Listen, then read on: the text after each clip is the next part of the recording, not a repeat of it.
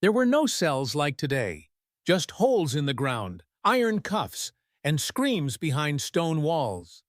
In the Middle Ages, to be imprisoned was to vanish into suffering. Today you'll learn what life was truly like in medieval prisons, from the filthy cells and brutal guards to the diseases, starvation, and torture that defined punishment before human rights existed. Dear viewers, my big goal is to reach 1,000 subscribers on this channel. If you subscribe, I'll keep creating even more fascinating and unique videos about life in the Middle Ages, and with your support, we'll get closer to that goal. I'm truly grateful to everyone who's helped me along the way. Now let's move into today's video.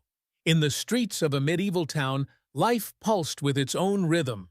Loud market cries, the clang of the blacksmith's hammer, the scent of roasted onions and dung mingling in the summer air. For the common man, the rhythms of daily life left little time for dreams or reflection, and yet even that fragile normalcy could be shattered in an instant. A sharp knock at the door before dawn, or the sudden appearance of two men in a lord's livery during market hours, could mean a life derailed, a name forgotten, and a future swallowed by stone walls and silence. Arrest in the Middle Ages rarely came with explanation. There were no official charges handed down on parchment, no structured warning, and rarely any legal defense. A man could be taken because a neighbor accused him of theft, or because a passing noble suspected he had spoken ill of the church. Inquisitors might act on a whispered claim of heresy. Sheriffs, on the order of a baron, could seize anyone thought to be troublesome, disrespectful, or disobedient. The threshold for guilt was as thin as a rumor, and those who held power rarely felt the need to justify its use. In villages, it often began with the rustle of boots on damp earth and the clink of chainmail worn by the bailiff or guard, sometimes accompanied by a monk holding a worn leather ledger, a symbol that the accused might face both temporal and divine judgment. Once a person was taken, their fate was no longer their own. Those seized were not always dragged with force. Some wept or pleaded, others walked stiffly, stunned by the suddenness of it all, still believing they might clear their name if they explained themselves properly. But the moment the cell door closed behind them, that illusion melted like frost in the sun. The process of arrest was meant to create fear. It was a performance for the watching eyes of neighbors and townsfolk, a visible reminder that the law could descend on anyone, at any time, and for reasons they might never understand. Children clung to mothers. Shopkeepers stood frozen, their mouths half open. No one interfered. Helping the accused could mean sharing their fate. So silence settled over the scene, not just the silence of guilt, but of helplessness. In that world, survival depended on knowing when to look away. Those captured were often marched on foot for miles, bound at the wrists with coarse rope or shackled in rusted iron cuffs that tore the skin with every jolt. Some were forced to carry the very tools of their restraint, chains slung over their shoulders like sacks of grain. Along the roads, travelers would avert their gaze as the procession passed, for the sight of a prisoner reminded them of how narrow the distance was between liberty and ruin. The towns, with their timbered inns and crooked alleys, offered no comfort to the condemned. All paths led to the same place, the gate of the castle, the tower of the keep, or the crumbling steps that descended into the damp blackness beneath the town square. Inside, the arrested were stripped, not just of clothing, but of identity. Their names might be recorded, or might not. Their belongings were often taken by guards, sold off, or never returned. There was no concept of the presumption of innocence. To be accused was to be suspect, and to be suspect was to be punished, if not by sentence, then by the conditions of imprisonment themselves. The moment of arrest marked a shift not just in circumstance, but in perception. Those outside the walls forgot them quickly, their names fading into whispers. Family members might beg for their release or bring food to the gate, but unless they held influence or coin, their cries were rarely heard. A prisoner was no longer someone's son or wife. They became the heretic, the thief, the troublemaker, the condemned. The walls erased who they had been and replaced it with silence. But for the prisoner, that silence thundered. The rattle of chains, the murmurs of others through stone walls, the distant scream from deeper within, all formed a new language, one that spoke of powerlessness and fear. The accused might not yet know what they were accused of. They might not know how long they would remain in that place. Some spent days awaiting judgment, others months. The descent into a medieval prison was not a journey but a fall.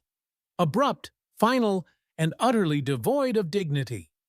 Whether lowered down the crumbling steps of a town jail or shoved into the bowels of a castle keep, the newly arrested entered a space that existed outside the living world, beyond law or mercy.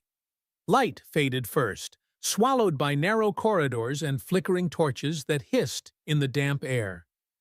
Then came the smell, a thick, choking rot, a mixture of human waste, wet stone, mold, and something sourer, more pungent, the unwashed bodies of men and women left too long in the dark. Most medieval prisons were not buildings designed for confinement, but rooms repurposed for suffering. Basements, towers, old cisterns, even abandoned granaries might be used, provided they were cold, cramped, and secure. There was no standard for what a cell should look like, nor any concern for comfort or safety. In many towns, the jail was a single chamber, no walls or doors inside, where the accused lay shoulder to shoulder with the convicted, the sick, the violent, and the mad. Those who had coin might bribe a guard for a corner, a blanket, or a spot near the narrow window slits, where stale air moved slightly. Those without money were left to rot in the center, crawling with lice and sleeping atop straw soaked through with urine. Iron cuffs hung from the walls in some cells, their purpose not merely to prevent escape, but to humiliate. Some prisoners were chained to the ground or suspended just enough to deny them rest. Movement became a luxury, sleep a struggle. The rust of the chains stained their skin, while each pull tore deeper into flesh already rubbed raw by damp and filth. In places where stocks were used indoors, men and women sat bent and exposed, bodies twisted for hours or days. There was no warmth except what the body provided, and no protection from rats that scurried between limbs and nibbled at sores during the night. Silence did not exist. The dungeon was filled with low muttering, coughing, groans, and sobbing. In some cases, screams echoed from deeper chambers, signs that others were being punished, interrogated, or tortured nearby. These sounds did not invite sympathy. They were warnings. To cry too loudly or complain too much might draw the wrong kind of attention. Those who had survived longer learned to retreat inward, speaking only when needed, moving only when necessary. Every gesture became calculated, every breath measured. It was not a place of emotion. It was a place where emotion was slowly carved out of the soul. Food, if offered, was barely edible. A guard might toss a crust of bread through the bars, or drop a handful of dried peas into the straw, more as a gesture than a meal. Water came in cracked wooden buckets, often green with algae and fouled by rat droppings. Those without friends or relatives outside the prison rarely received more. Starvation was not a punishment, but a condition of the place itself. The lucky ones had families who brought food to the gates. The less fortunate watched from the shadows as others chewed, too weak to beg and too ashamed to steal. Disease passed from one body to another like a whispered curse. There were no physicians here, no healing herbs, no clean rags for dressing wounds. Infections festered. Fleas burrowed into skin, and lice laid eggs along scalps and seams. Those who grew feverish were left in the corners to die, and their bodies sometimes remained for days before they were dragged out, half covered with rags. No prayers said. The smell of death lingered long after the corpse was gone, and the space it left was quickly filled by another. There was no schedule, no order, no recognition of time. day and night blurred together in the absence of sunlight. Some prisoners scratched marks into the wall with nails or stones, hoping to keep track, but even they lost count eventually. Others sank into confusion, murmuring nonsense or repeating names of loved ones as if reciting spells. Madness was common, sometimes arriving slowly, sometimes exploding in sudden, violent bursts. Some tore at their hair, others beat their heads against stone.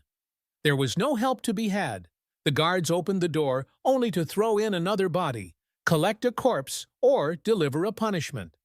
This was the heart of the prison, not the cells or chains or rules, but the stripping away of all that made a person human. The dungeons were not designed to correct behavior or ensure justice. They were meant to unmake the spirit, reduce flesh to shadow, and remind all who entered that beneath these stones no one truly lived. For those imprisoned in the depths of medieval dungeons, hunger was not an added hardship. It was the central feature of confinement. The structure of the prison system did not include provisions for daily nourishment. There were no standard rations, no allocated meals, and no cooks stirring pots in darkened kitchens. Most jails provided nothing unless the prisoner paid for it or someone from the outside brought it through the gates. In many places, even that meager assistance came at a cost, as jailers demanded bribes to deliver parcels or stole what they pleased before tossing scraps into the cells. Bread was the most common currency of survival. Stale, infested with weevils, hard enough to chip teeth, but better than nothing.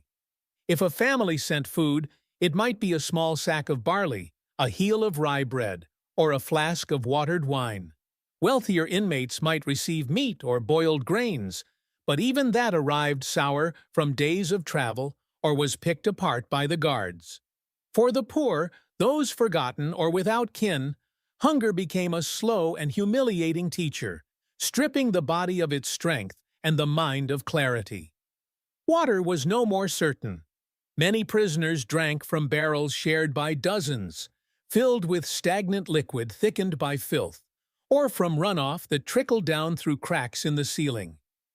In some places, jailers controlled water distribution like coin, offering sips in exchange for silence, obedience, or bodily favors.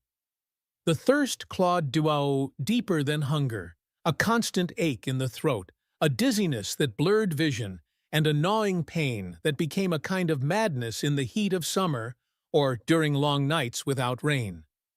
Those conditions, already unbearable, were worsened by the filth that clung to every surface. Straw, once used to soften the stone floor, quickly became saturated with urine, feces, and blood. There were no privies in most cells, only a corner designated for human waste, often overflowing, always ignored. The stench hung in the air like a second skin, creeping into the lungs and clinging to the hair, the skin, the folds of rags wrapped around bruised limbs. Rats ran freely, bloated on filth. Fearless of the groaning, coughing bodies they darted between. Fleas nested in every crevice, spreading disease with every bite, while lice burrowed into scalps and seams with no hope of being dislodged. Infections blossomed where the skin broke.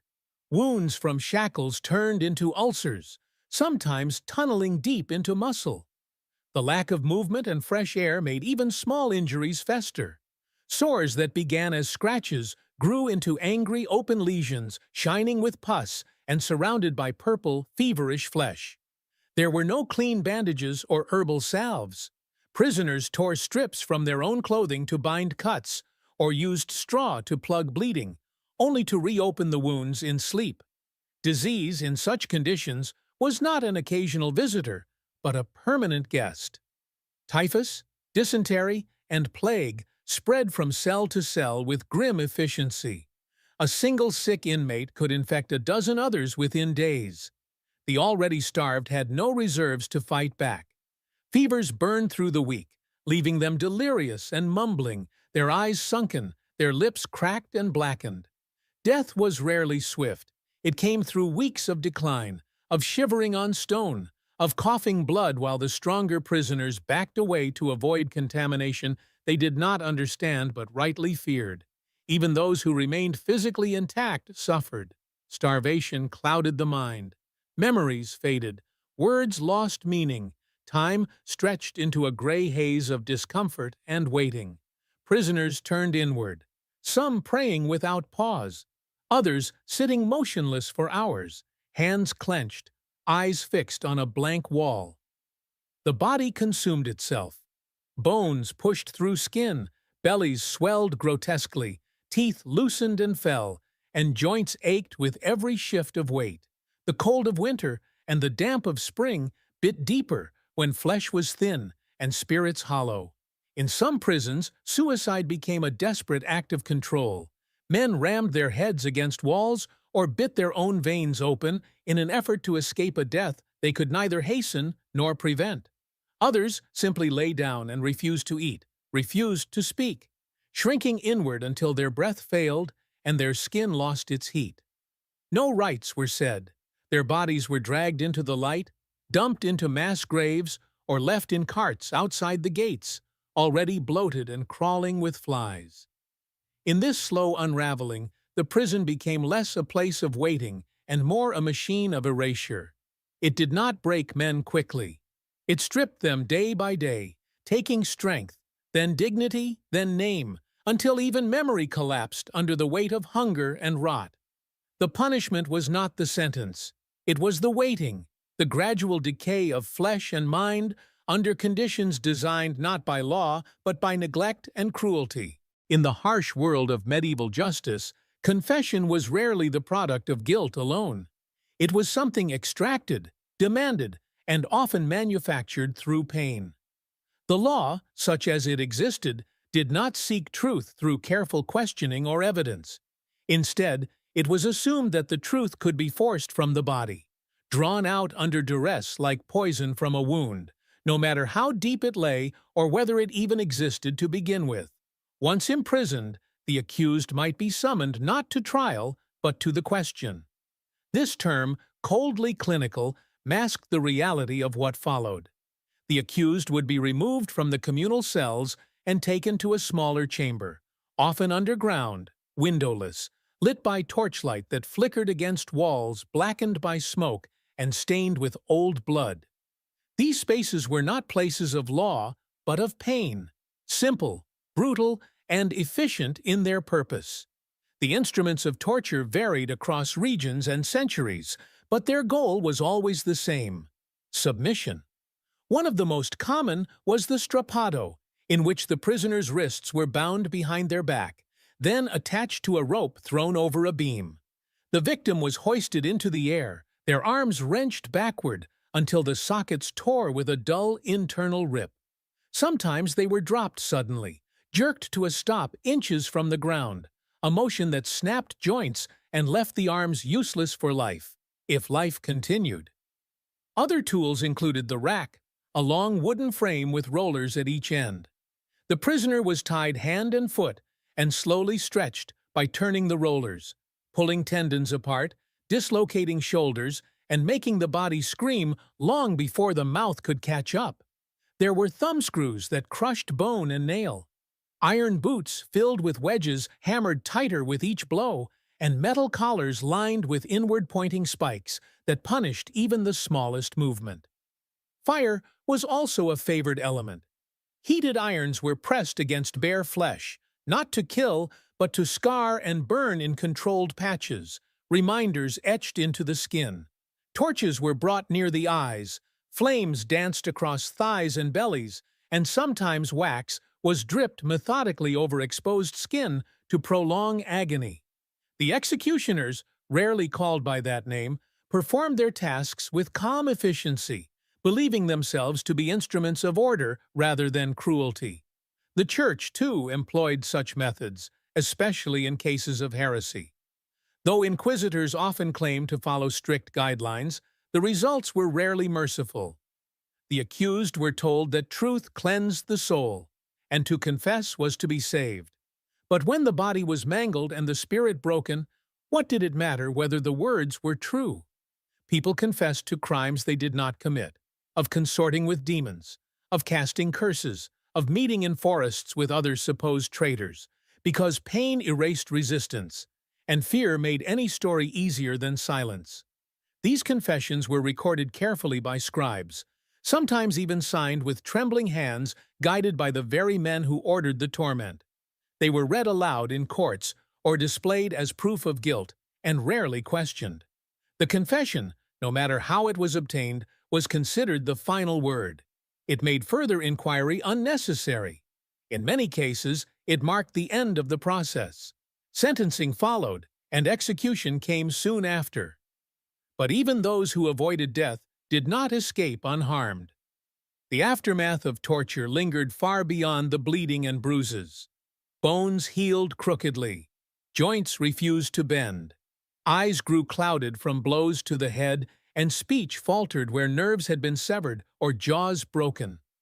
Some prisoners returned to their cells changed, no longer screaming, no longer speaking at all. They lay still in corners, eyes wide, as if waiting for the pain to return. Others rocked endlessly, mumbling prayers or names of their children, trying to anchor themselves to a reality that had slipped away under the weight of fire and iron. The cellmates of such men and women learned quickly that what happened in the chamber below was not just a punishment. It was a message. Every scream that echoed through the walls served to remind the others of their place, low, powerless, and entirely at the mercy of those who held the keys. Fear settled into the marrow of the prisoners like damp into stone. They spoke less. They moved less. Even breath seemed measured, careful not to draw the eye of a guard or the suspicion of an accuser. In such a world, truth became irrelevant. Justice was not what emerged from the dungeon. What came out, if anything, was a broken figure repeating what they had been told to say. After weeks or months in darkness, stripped of dignity and strength, the prisoner would finally be summoned. Not with ceremony, but by the creak of an opening door and the sharp order of a jailer's voice. Limbs stiff from cold and injury struggled to carry the body, yet no one waited. The guards did not help the crippled walk. They dragged them, if needed, down damp corridors and up narrow stairs, past torches spitting smoke into stone walls. What awaited them was not justice in any modern sense, but something older, more absolute, and shaped entirely by the will of those in power. Medieval trials varied in form and fairness, though both were rare. In some cities, the accused might be presented before a magistrate or alderman, a local authority who held both civic and moral sway. Elsewhere, the church presided, cloaked in divine authority and ancient Latin. The accused stood in rags, filthy and half-starved, while a scribe read out the charges, often in languages the prisoner did not understand. Surrounded by men in robes or armor, who neither explained nor listened. There were no lawyers, no appeals, and in many cases, no witnesses. The trial might last an hour or a minute. The outcome had often been decided long before the prisoner ever spoke. And yet, speak they did, hoarsely, awkwardly, sometimes with fevered clarity, sometimes barely at all. Some protested their innocence, though they had confessed under torture. Others clung to silence, either by will or because pain had taken their voice. A few, broken completely, repeated the lies forced from them in the dungeons below, nodding at every question in the desperate hope that obedience might preserve their life. But hope was seldom rewarded. The judgment itself was final and public. When execution was ordered, it became a spectacle. Word spread quickly, and townspeople gathered in open squares or outside the city gates to witness the sentence carried out. The condemned, escorted through muddy streets and narrow alleys, often barefoot and bleeding, was paraded for all to see, not as a person, but as a warning. Children climbed barrels for a better view. Vendors sold cheap bread and wine. There was laughter, sometimes even applause, as if death were theater and cruelty a form of civic ritual. The method of execution depended on the crime and the status of the accused. Thieves and murderers were hanged from wooden gallows, left swaying for days as a message to others. Heretics were burned. bound to stakes, their faces smeared with pitch, flames licking their skin as the crowd watched in silence or prayer. Nobles were sometimes granted the mercy of beheading, quick and clean by comparison. But even then, the sword or axe did not always find its mark the first time. Each blow, each scream, each final gasp marked the state's power, not the prisoner's guilt. For those not executed, the end was no clearer. Many were returned to their cells without explanation. Days passed, then weeks. Some died before hearing another word. Others were released without warning, flung into daylight, bones weak, eyes blinded by the sun, still wearing the clothes they had entered with months or years before. No apology, no compensation, no record of time served. Their names had long since faded from ledgers, but their bodies carried the memory. Twisted hands, sunken cheeks, scars from cuffs and lashes. These were the only documents of their sentence. Yet worse than judgment or death was the fate of the forgotten. In countless prisons across Europe, men and women were left without trial, without sentence, without end. Jailers rotated. Records vanished. Those without families were abandoned to the walls. Their voices ceased to matter. Their presence became background noise, a groan behind the stones, a cough in the dark, a smell that lingered but was never traced. They did not die in defiance or faith. They simply ceased, consumed by time and silence, by a system that had no reason to remember them. These were not accidents or oversights. The medieval prison system, disjointed and decentralized as it was, functioned precisely because it demanded so little of those who ran it. Power required no justification, only repetition. And so it repeated itself, in the same chains, the same doors, the same blood-soaked wood, reused week after week. Each prisoner passed through different hands but followed the same path, carved deep into the fabric of medieval life. Judgment, when it came, was rarely just. But more terrifying was its absence, the quiet drift into namelessness, into years of unbroken dark, until bones crumbled, and the world outside forgot the prisoner had ever lived at all. Though the filth and despair of common dungeons were known across medieval Europe, not all prisoners shared the same fate. For nobles, high-born clerics, and political figures, imprisonment unfolded in an entirely different world, one no less cruel in intent, but shrouded in velvet rather than iron. Where peasants were dragged into pit-like jails and forgotten, the elite were confined in towers, castles, or ecclesiastical compounds, often with inked documentation and meticulous control, not for justice, but for spectacle, influence, and leverage. A disgraced knight might be imprisoned in a high stone chamber with a shuttered window, a cot of straw layered with cloth, and the dignity of solitude. He would not sleep beside criminals or beg for bread through bars. Instead, meals arrived in wooden bowls with bread and meat, sometimes accompanied by wine or the voice of a trusted servant allowed to remain. He might write letters, read scripture, or even receive visitors if his captors permitted it. For imprisonment among the noble class was often not punishment in the common sense, but a calculated pause in political life. Such prisoners were rarely shackled. Their movements were restricted not by chains, but by the thickness of the walls and the loyalty of guards whose wages were paid handsomely to ensure their charge neither escaped nor died unexpectedly. These men were not always enemies. Often, they were allies who had fallen out of favor, or pawns in a larger game between kings and lords, between church and crown.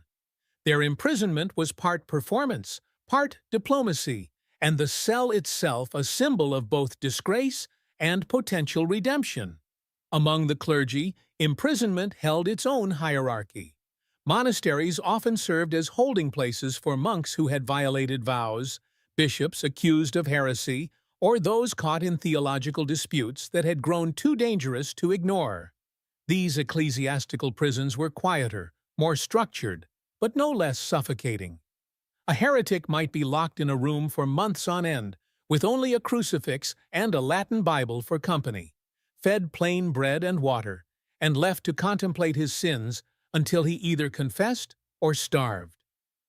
Inquisitorial dungeons, particularly in Spain, France, and the Papal States, were another matter entirely.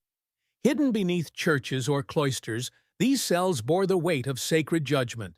Here, the walls were thicker, the floors cleaner, and the tortures more calculated. Prisoners accused of witchcraft, apostasy, or sedition against the Holy See found themselves bound not only by physical chains, but by the crushing weight of eternal damnation, wielded with terrifying calm by robed inquisitors.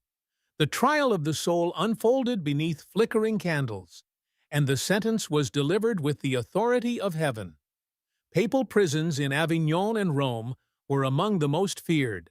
Political dissenters, rebellious cardinals, and outspoken theologians vanished behind their gates, not executed, but contained, erased from the public stage with quiet finality.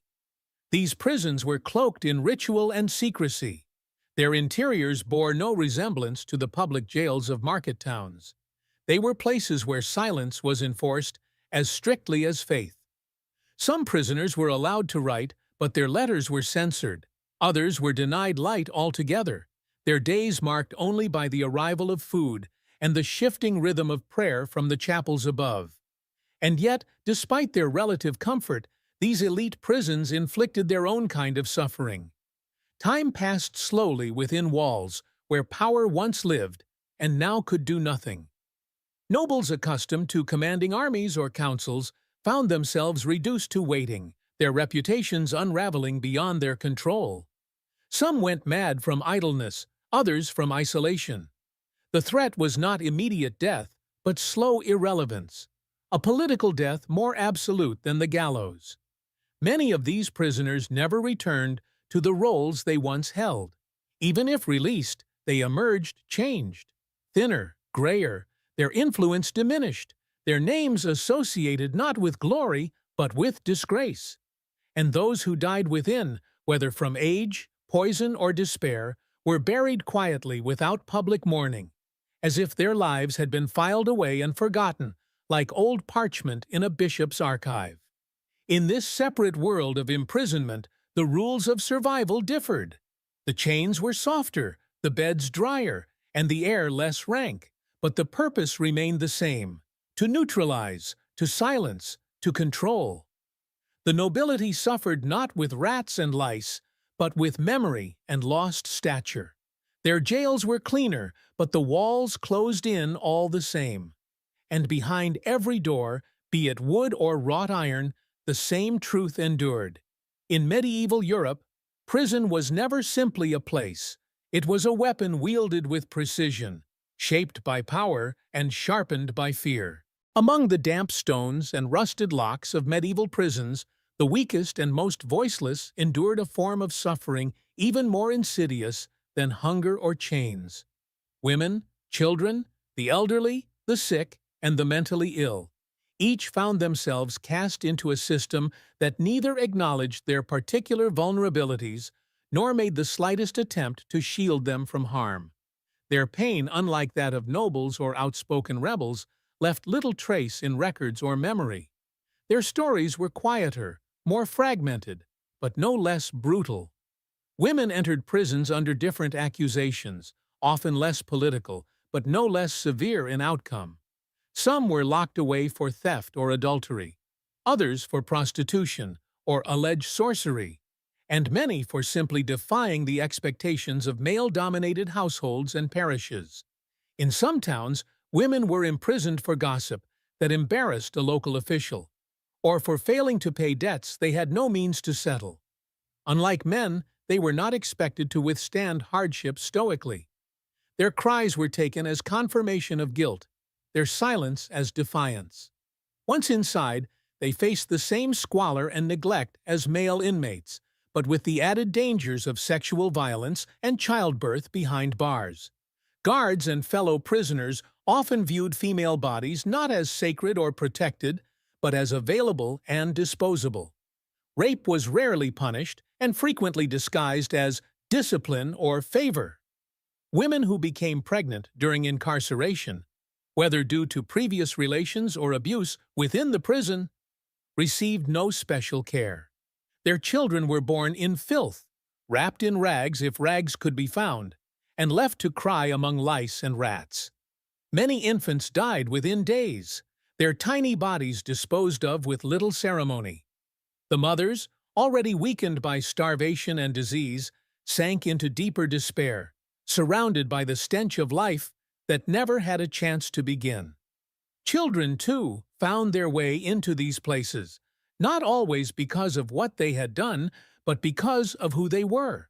Orphans, beggars, and runaways, those with no family, no patron, no one to speak for them, were often imprisoned preemptively, seen as future criminals or as nuisances better kept out of sight. Others were born into captivity, daughters and sons of incarcerated mothers who had nowhere else to go. Some were chained like adults, fed less than animals, and struck when they cried too loud or moved too slowly. There was no pity for the small hands that reached out through iron bars, nor for the soft, frightened voices that called for parents who would never return. The elderly fared no better. With bodies already frail and illnesses untreated, they decayed more quickly than others. Toothless, blind, crippled, or simply exhausted by age, they were often abandoned in the darkest corners, curled against cold walls, speaking only to themselves or to memories long gone. Their presence was a burden to guards and prisoners alike. When they died, their names were rarely recorded, their remains dragged away and replaced by younger, louder, equally forgotten inmates. Mental illness, though poorly understood, was visible to all who looked. Those who screamed without cause, who spoke to invisible companions, or who clawed at their own skin were deemed cursed or possessed. They were not treated, but feared, beaten, or isolated, their madness seen as a contagion or a divine punishment. Some were left in solitary darkness, others mocked until silence became their only response. There was no comfort, no medicine, and no escape for minds that could not hold to reality within a world already twisted by suffering. These forgotten prisoners, women broken by childbirth and shame, children too small to resist, the old too weak to beg, and the mad too lost to explain themselves, formed the silent majority of many prisons. Their lives disappeared not through execution, but through obscurity. They left behind no confessions, no public deaths, no recorded trials. Their suffering was private, continuous, and unnoticed by the world that built the cells around them. And yet, their presence changed the very air of these places. The crying of a newborn, the faint moans of a dying elder, the whispers of a woman calling out in her sleep. These sounds layered beneath the groans of the beaten and the curses of the condemned, forming a symphony of sorrow that echoed through stone corridors and remained long after bodies were removed. The prisons were not merely filled with criminals. They were filled with people for whom the outside world had no place and no patience. Their fates remind us that medieval prisons were not just tools of punishment, but of abandonment. To be locked away without power was to vanish from the records of life, not only physically, but spiritually, as if the soul had been quietly unmade. Long after the torches burned out and the last breath faded behind sealed stone doors, the legacy of medieval prisons remained, not just in ruins scattered across Europe, but in the collective memory of how power shaped suffering and how punishment once meant erasure. Though the architecture has crumbled and the chains rusted into the earth, the principles that governed those cold, damp chambers still linger in the darker corners of justice and control. The medieval prison was not designed to correct behavior or protect the public. It existed to remind the living what happened when a body was stripped of value. Unlike modern systems with formal sentencing, appeals, and records, medieval imprisonment was often indefinite and arbitrary. Guilt was secondary to suspicion, And trials, if they happened at all, served not to reveal truth, but to justify authority. Prisons were not merely destinations for the guilty. They were tools used by lords, bishops, inquisitors, and kings to isolate, intimidate, and extinguish. A man could vanish for insulting a noble. A woman could disappear for refusing a priest. A peasant might find himself behind bars for being in the wrong place when taxes went unpaid. The bars were made of iron, but the real structure was built of fear and silence. Yet within this brutality, there was a consistency, a ritual of suffering that transcended borders and titles. In England, France, Italy, and beyond, the tools differed slightly. The rituals changed with the century, but the outcome was the same. The accused entered with a name, a story, a past. They emerged, if they emerged at all, as remnants, scarred and hollowed by conditions so harsh they functioned less as punishment than as annihilation. The dungeon did not simply hold the prisoner, it dissolved them. What remains today of these systems is often misunderstood. Tourists walk through preserved castle cells, stare at reconstructed racks and cages, and marvel at the cruelty of a bygone age. But these artifacts alone cannot convey the atmosphere, the rancid air, the distant screaming, the months without a voice or a face, the humiliation of begging for a crust of bread while chained at the ankle. Nor do they capture the psychological violence, the way time itself became a weapon, stretching endlessly in darkness, each day identical to the last, and no one outside remembering or caring. The medieval prison teaches less about crime than about power. It reveals how institutions use space and silence, not just to contain bodies, but to shape obedience. The architecture was designed not for justice, but for spectacle.